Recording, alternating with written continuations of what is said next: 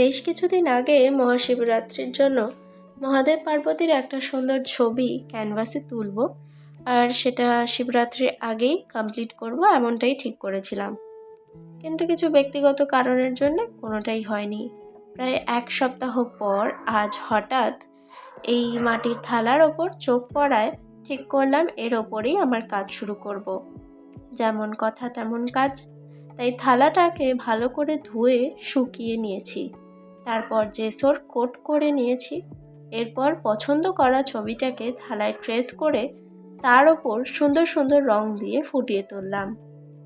এরপর সেই রং একটা দিন রেখে দিলাম ড্রাই হওয়ার জন্য।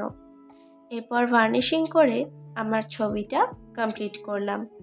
ভার্নিশ করার পর দেখতে এতটাই সুন্দর লাগছে, কি বলবো। আমার তো ভীষণ ভালো লেগেছে।